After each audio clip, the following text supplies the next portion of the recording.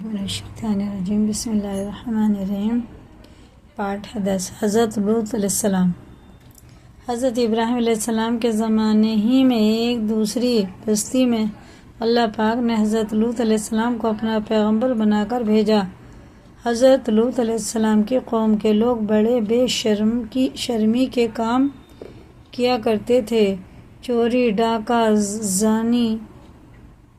زنا وغیرہ۔ حضرت لوط علیہ السلام نے بار بار سمجھایا کہ تم ایسی بے شرمی کے کام کیوں کرتے ہو جو تم سے پہلے دنیا میں کسی نے نہیں کیے۔ تم عورتوں کو چھوڑ کر لڑکوں سے بے شرمی کی بات کرتے ہو۔ ان کی قوم والوں کو اور کوئی جواب نہیں آیا تو کہنے لگے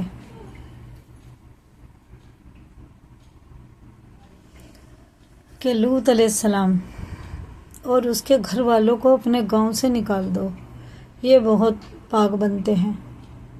حضرت لوط علیہ السلام نے پھر سمجھایا کہ دیکھو، جو کچھ میں کہتا ہوں تمہاری ہی بھلائی کے لیے کہتا ہوں۔ میں تم سے یہ نہیں کہتا کہ جو کچھ میں تم کو نصیحت کرتا ہوں اس کے بدلے میں مجھ کو کوئی پیسہ یا مزدوری دو، بلکہ اس کا بدلہ تو مجھ کو اللہ تعالیٰ دیں گے۔ بے شک ہر نبی یہی بات کہتا ہے، اپنی قوم کو یہی بات سمجھاتا ہے، لیکن سمجھنے والے سمجھ گئے۔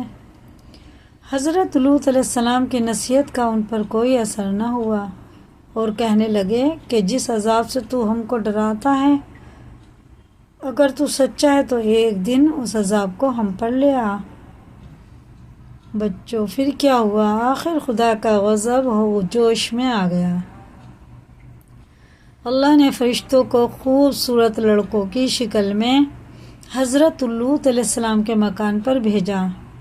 حضرت لوط علیہ السلام نے جب لڑکوں کو دیکھا تو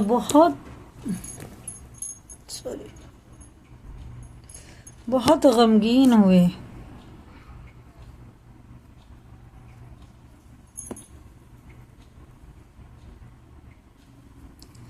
کہ یہ لڑکے میرے پاس مہمان آئے ہیں اور میری قوم کے لوگ ان کو پریشان کریں گے۔ کہنے لگے آج کا دن میری مشکل کا دن ہے۔ حضرت لوط علیہ السلام کی قوم کے لوگوں نے خوبصورت لڑکوں کو ان کے گھر پر دیکھا تو دوڑتے ہوئے آئے، کیونکہ یہ لوگ پہلے ہی سے برے کام کرتے تھے۔ حضرت لوط علیہ السلام نے ان سے کہا کہ میری قوم خدا سے ڈرو اور میرے مہمانوں کے بارے میں میری عزت خراب نہ کرو۔ تم میری لڑکیوں سے شادی کر لو، کیا تم میں کوئی بھی بھلا مانس نہیں ہے؟ وہ بولے کہ تم کو معلوم ہے کہ تمہاری بیٹیوں کی ہم کو ضرورت نہیں، یعنی میری قوم کی لڑکی، جو کچھ ہم چاہتے ہیں وہ تم کو معلوم ہے۔ حضرت لوط علیہ السلام نے کہا کاش مجھ میں تمہارے مقابلے کی طاقت ہوتی یا میں کسی مضبوط قلعے میں ہوتا۔ فرشتے جو خوبصورت لڑکوں کی شکل میں آئے تھے، انہوں نے حضرت لوط علیہ السلام کو اتنا غمگین دیکھا تو کہا اے لوط، ہم تمہارے رب کی طرف سے بھیجے ہوئے فرشتے ہیں، یہ لوگ آپ تک ہرگز نہیں پہنچ سکتے۔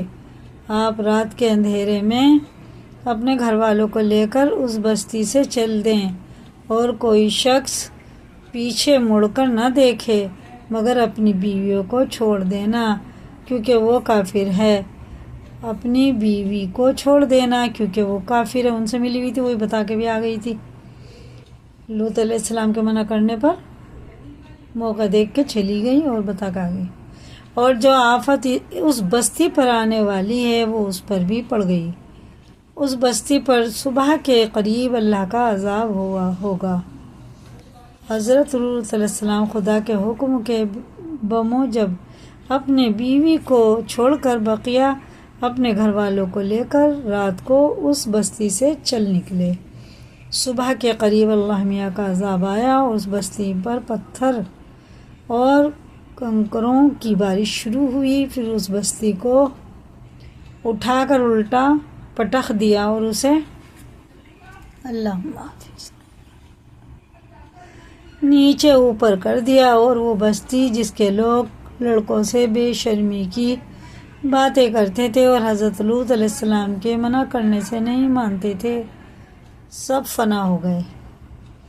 بچوں، یہ تو تھی ان کی دنیا میں خرابی اور دوزخ کا عذاب، اللہ تعالیٰ کے ہاں جا کر ملے گا وہ علیحدہ۔ خدا تعالیٰ ہم سب کو ایسی بے شرمی کی باتوں سے محفوظ رکھے کہ جس کی وجہ سے اس قدر سخت عذاب آیا کہ زمین کو بلند کر کے الٹا پلٹ دیا، آسمان کی طرف لے گئے اسی ٹکڑے کو فرشتے اور پلٹ اوپر سے، اور اوپر سے تو پتھر برس رہے تھے جس کے لگنی تھی اسی کے نام کے، اور نیچے سے زمین اوپر کی طرف جا رہی تھی۔ بہت بری موت آئی ان کی، اللہ ہم سب کو اپنے عذاب سے بچایا۔ کل ہم بتائیں گے حضرت یوسف علیہ السلام کے بارے میں۔